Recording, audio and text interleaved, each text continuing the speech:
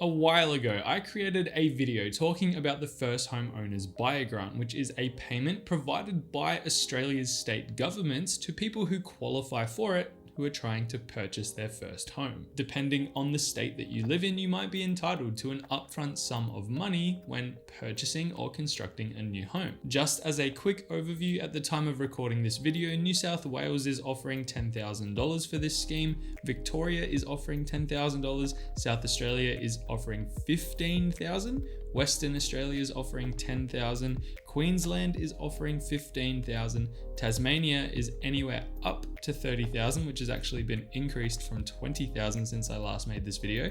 The Northern Territory is $10,000 and the ACT is $10,000 as well. It's pretty valuable information to know before signing the next several decades of your life away. So now that some time has passed since I made that initial video, I thought it might be a good idea to do a refresher to capture any updates or changes to the scheme. For the purpose of today's video, I'm going to be focusing pretty much on the South Australian example, just so I don't have to hop between states. Just understand I've left handy links in the description below that you can go and click on, which will take you to any of the relevant states to find out more information about the First Home Owners Buyer Grant if that's applicable to you. So now that's covered, let's get right into it. What is the First Home Owners Buyer Grant? The First Home Owner Grant is a financial incentive offered to first home buyers within each state of Australia. To qualify for this grant within South Australia, as our very specific example, applicants must meet a certain set of criteria to even be eligible to take home that money. Applicants must be purchasing a brand new home or building one from scratch. And the grant is not limited to solely houses. It also can be applied to things like townhouses, units, and apartments. The market value of the new home can be anywhere up to a threshold of $650,000. So this means if it's more expensive than that, you will not qualify for this grant.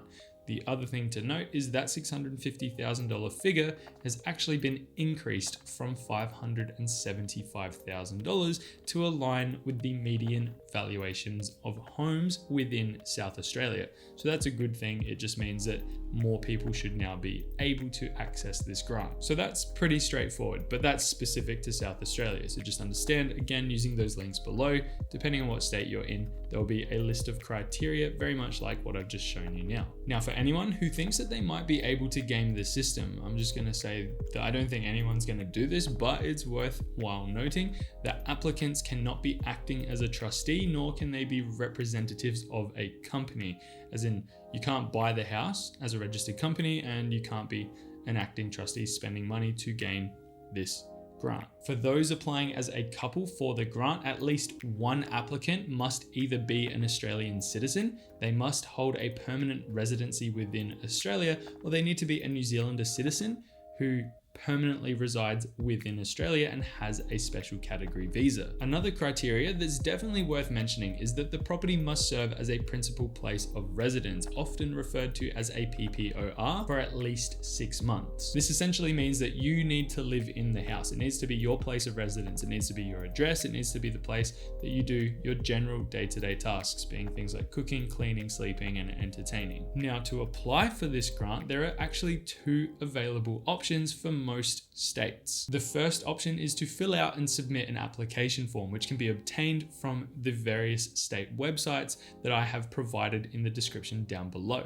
Or in some circumstances, applicants can choose to apply through the lender that they have selected for their property purchase. It's really important to keep in mind, regardless of the chosen method, that applications must be lodged within 12 months of signing a contract of sale. I think it's also worth mentioning as well that the First Home Buyers Grant is a great sum of money to put towards a deposit or just a loan in general if you're purchasing your first home. Is pretty exciting. But when you do purchase a home, there are plenty of other state taxes and levies that come into play that people really should be aware of. So if this is your first time kind of looking for some information and you're learning a little bit right now, I'm just going to mention that there are other things to consider.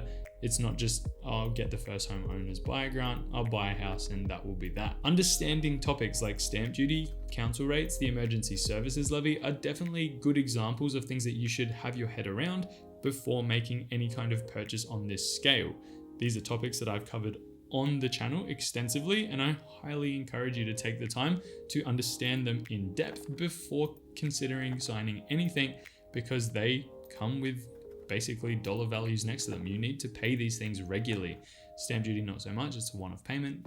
Not going into it here, but just understand that these things exist. You can find information about them on the channel, but it's really important, again, for me to reiterate that it's not as simple as get the grant, buy the house, and I'm done. I don't have to worry about servicing anything else other than my mortgage. Now, if you've made it this far into the video, this is kind of what sparked the idea to do a refresher on this topic. While the first home owners buyer grant has changed, but not that much, only a few things have changed, there are other inputs into how people can get relief and potentially support when trying to purchase their first home. And what's actually changed is that within South Australia, as one very simple example, but definitely I've seen reform in other states as well, first home buyers are now entitled or able to potentially get stamp duty relief as well. And simply put, this offers additional financial benefits to those looking to purchase their first home. I suggest you go and give this video a watch right here, because I go into way more depth about this topic in it, and I speak very specifically about this stamp duty relief opportunity,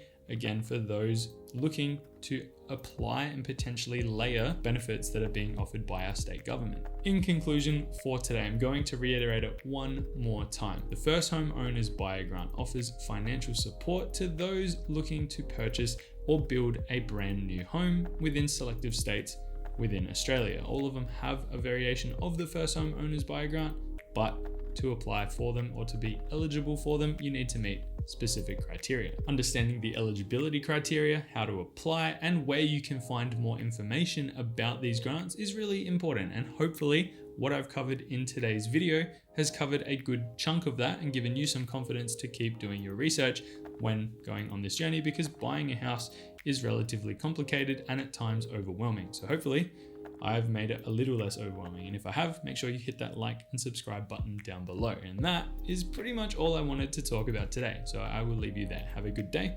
Have a good week. And as always, I will see you in the next one. Bye for now.